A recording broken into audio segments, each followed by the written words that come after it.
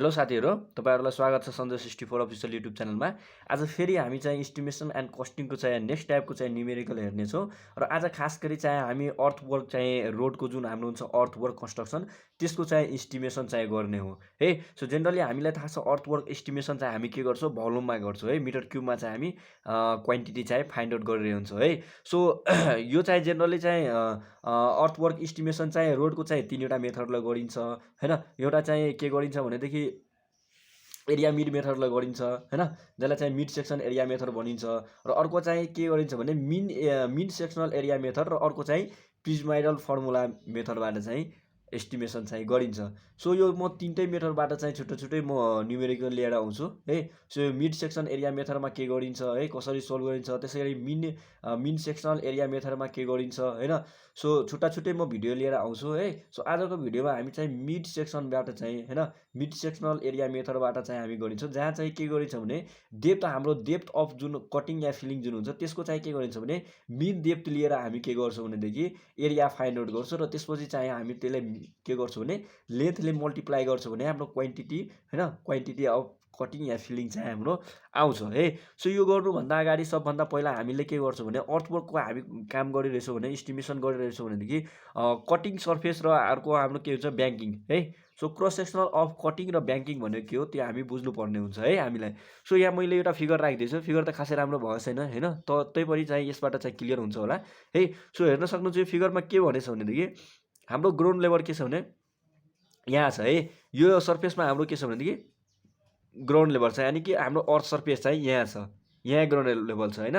तर हामीलाई road construction कहाँ गर्नुपर्ने छ, यो फर्मेसन लेभल भनेको हाम्रो जहाँ हामीलाई रोड कन्स्ट्रक्सन गर्नु पर्यो, रोड बनाउनु पर्यो जतिको एरियामा हैन, यतिको एरियामा ग्राउन्ड सर्फेस हाम्रो यहाँ माथि हुने भयो तर हाम्रो फर्मेसन लेभल तल हुने भयो। अभियसली यो माथिको यो फर्मेसन लेभल भन्दा माथिको जतिको सोइलहरु छ हैन, अर्थको सोइलहरु छ त्यो सोइललाई पक्कै हामीले के गर्नुपर्छ काटेर चाहिँ फ्याल्नु पर्ने हुन्छ। सो यस्तो टाइपको छ भनेदेखि हामीलाई के भन्छौं भने कटिङ है। सो यो मैले फिगर चाहिँ के को बनाइदिएको छु भने cross sectional of cutting. So cross sectional of cutting हामी कसरी बुझ्छौं, कटिङ भनेको के हो भनेदेखि बुझ्छौं भनेदेखि हाम्रो जुन ग्राउन्ड लेभल छ नि, ग्राउन्ड लेभलबाट यदि हामी तल फर्मेसन लेभल बनाइरहेछौं भनेदेखि फर्मेसन लेभल भन्दा माथिको जुन सर्फेसको सोइलहरु छ त्यो सोइललाई हामीलाई के गर्नुपर्ने हुन्छ काटेर फ्याल्नु पर्ने हुन्छ। सो हाम्रो यो कटिङको फर्मुला भनेको त्यसरी ब्याङ्किङमा कसरी हुन्छ भनेदेखि जस्ट यसको चाहिँ रिभर्स हुन्छ। के हुन्छ भनेदेखि अब हाम्रो ग्राउन्ड लेभल नै तल हुन्छ र हामी के गर्छौं भनेदेखि फर्मेसन लेभल हामी माथि बनाइरहेको छौं। सो ग्राउन्ड लेभल तल छ, फर्मेसन लेभल हाम्रो माथि छ भने हामी के गर्छौं भने यसको माथिमा के गर्छौं भनेदेखि सोइलहरु चाहिँ डिपोजिट गर्छौं हैन, ब्याङ्किङ गर्छौं र त्यसपछि हामी फर्मेसन लेभलसम्म पुग्छौं र त्यसपछि हामी के गर्छौं रोड कन्स्ट्रक्सन गर्छौं है, बनाउँछौं। सो यहाँ हेर्न सक्नुहुन्छ फिगरबाट यहाँ के छ भनेदेखि हाम्रो ग्राउन्ड लेभल चाहिँ तल छ तर हाम्रो फर्मेसन लेभल माथि छ। सो यतिको माथि हामी कसरी जाने भनेदेखि यतिको के गर्ने हामी सोइल चाहिँ के गर्दिने ब्याङ्किङ गर्दिने या फिलिङ गरिदिएपछि हाम्रो के हुन्छ भने ग्राउन्ड लेभल भन्दा हामी के गर्छौं भने फर्मेसन लेभलसम्म हामी पुग्न सक्छौं र बल्ल हामी यहाँ के गर्न सक्छौं भने रोड बनाउन सक्छौं। सो यसबाट फिगरबाट हामी जनरली के बुझ्यो भनेदेखि यदि हाम्रो ग्राउन्ड लेभल माथि छ र फर्मेसन लेभल हाम्रो तल छ भनेदेखि हामी के गर्छौं भने यो सर्फेसलाई कटिङ गरेर यतिको सोइल फ्याल्छौं र यहाँ हामी के गर्छौं भने रोड कन्स्ट्रक्सन गर्छौं बनाउँछौं हैन। त्यसैगरी हाम्रो ग्राउन्ड लेभल हाम्रो के छ भने तल छ र फर्मेसन लेभल हाम्रो माथि छ भनेदेखि हामी के गर्छौं भने ब्याङ्किङ गर्छौं है। सो अब यसमा चाहिँ हामी के गरौँ भनेदेखि सबभन्दा पहिला एरिया चाहिँ फाइन्ड आउट गर्नतिर जाउँ। एरिया यसको कसरी फाइन्ड गर्ने कटिङको र फिलिङको है। सो सबभन्दा पहिला हामी फिलिङको चाहिँ गरौँ हैन। सो फिलिङको तपाईहरुले हेर्न सक्नुहुन्छ यो फिगर हाम्रो यो ग्राउन्ड लेभल यहाँ छ, फर्मेसन लेभल यहाँ छ। सो हामीले यतिको सर्फेसमा हामीले रोड बनाउनु पर्ने छ। सो यतिको सर्फेसको साइडलाई जसलाई चाहिँ के भनिन्छ भने फर्मेसन विड्थ हाम्रो कति हुने भयो बी मैले मान्दे, यहाँदेखि यहाँ हाम्रो जुन फर्मेसन विड्थ भयो त्यसको डिस्टेन्सलाई मैले बी मान्दे हैन। र त्यसपछि त्यसको हाइट ग्राउन्ड लेभल भन्दा यसको फर्मेसन लेभलसम्मको जुन हाम्रो हाइट छ त्यसलाई मैले डी माने हैन। र यसको चाहिँ हाम्रो के छ भने फिलिङको हाम्रो साइड स्लोप चाहिँ कति छ S:1 छ र यसको साइडको स्लोप नि S:1 नै छ है। त्यतिबेला हामी एरिया कसरी निकाल्ने त्यतातिर जाउँ है। सो अब हेरौँ त यो एरिया भनेको हाम्रो के हुने भयो, एरिया भनेको हाम्रो यो जुन मिड पोर्सन छ यो मिड पोर्सनको एरिया प्लस हामी के गर्छौं यो साइड ट्रायंगल जुन छ दुईटै साइड, यो दुईटै साइड ट्रायंगल हामी जोडियो भने हाम्रो के आउँछ भने यतिको टोटल एरिया आउँछ। यो हेर्ने भनेदेखि हाम्रो ट्रापेजोइडल जस्तो आछ शेप है। सो हामी एरिया कसरी निकाल्नु भनेदेखि एरिया हामी कसरी निकाल्छौं भने जुन हाम्रो रेक्टेंगल पोर्सन छ त्यसको एरिया प्लस हामी के गर्छौं भने यो साइडको जुन दुईटा ट्रायंगल छ यो दुईटै साइडको त्यो दुईटै साइडको एरिया हामी जोड्यो भनेदेखि हाम्रो के हुन्छ यो टोटल एरिया आउन जान्छ। सो एरिया हामी कसरी निकाल्न सक्छौँ भने यो एरिया भनेको रेक्टाङ्गलको एरिया भनेको यो बी इन्टु एच है, रेक्टाङ्गल के हुन्छ बी इन्टु एच, यो बी इन्टु एच गऱ्यो भनेदेखि हाम्रो के आयो भनेदेखि एच नभए एचको ठाउँमा अहिले डी राखेको छ है। सो बी इन्टु डी, यो बिडी भनेको हाम्रो रेक्टाङ्गलको एरिया प्लस हामी के गर्न सक्छौँ यो ट्रायङ्गलको प्लस यो ट्रायङ्गलको हामी के गर्छौँ भने एरिया लिन सक्यो भनेदेखि हामी के गर्न सक्छौँ यो ओभरअलको एरिया निकाल्न सक्छौँ। सो सबभन्दा पहिला हामीले यतिको कति हो हैन, यो ट्रायङ्गलको एरिया भनेको हामीले थाहा छ 1/2 इन्टु बी इन्टु एच हुन्छ, एचको ठाउँमा अहिले हाम्रो डी छ। सो बी कति हुन्छ भनेदेखि यो हाम्रो जुन स्लोप छ नि यो स्लोप हामीले स्लोप इन्टु हाइट गऱ्यो भनेदेखि यसको चाहिँ विड्थ चाहिँ हाम्रो आउन जान्छ।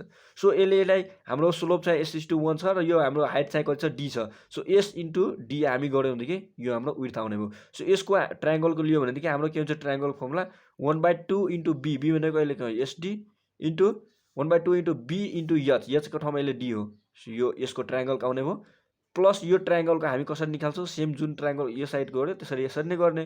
सो 1/2 इन्टु हाम्रो के हुने भयो एसडी इन्टु हाम्रो के हुने भयो डी आउने भयो। सो यहाँबाट हेर्न सक्नुहुन्छ बीडीको बीडी नै हुने भयो, हाम्रो के हुने भयो यो 1/2 एसडी स्क्वायर प्लस हाम्रो के हुने भयो 1/2 एसडी स्क्वायर है। So 1/2 SD square plus 1/2 SD square भनेको हाम्रो के हुने भयो 2 के हुने भयो 2 इन्टु 1/2 एसडी स्क्वायर हुने आउने हो है, यतिको पर्सेन्ट बराबर। सो हाम्रो यो 2 2 2 2 क्यान्सल हुने भयो। सो फाइनल हाम्रो कति आउने भयो रे बीडी प्लस हाम्रो के आउने भयो एसडी स्क्वायर हाम्रो एरिया आउने भयो।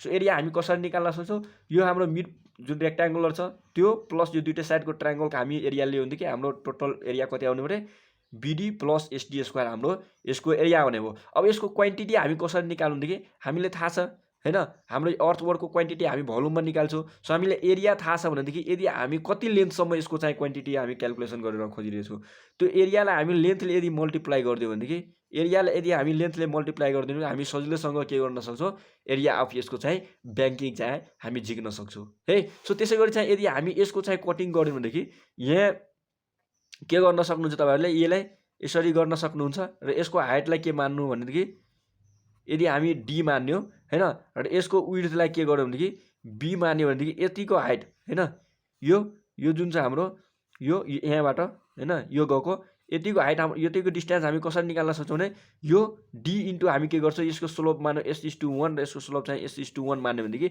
यसको हाइट यति छ डी छ हैन र यसको साइड स्लोप कति छ s छ भनेदेखि यो हाम्रो कति आउने भयो एसडी आउने भयो। सो यतिकै यसको स्लोप नि s/1 छ र यसको हाइट डी छ भनेदेखि यसको चाहिँ विड्थ कति आउने भयो यतिको विड्थ विड्थ हाम्रो एसडी आउने भयो र यो हाम्रो बी नै छ है। सो यो जुन हाम्रो रेक्टाङ्गुलर छ रेक्टाङ्गुलर प्लस यो दुईटैको एरिया हामी जोडिदियो भने हामी टोटल आउने भयो। यही फिगरलाई मैले यहाँ बनाएर हेराइदिएछु तपाईँहरूले यहाँ हेर्न सक्नुहुन्छ।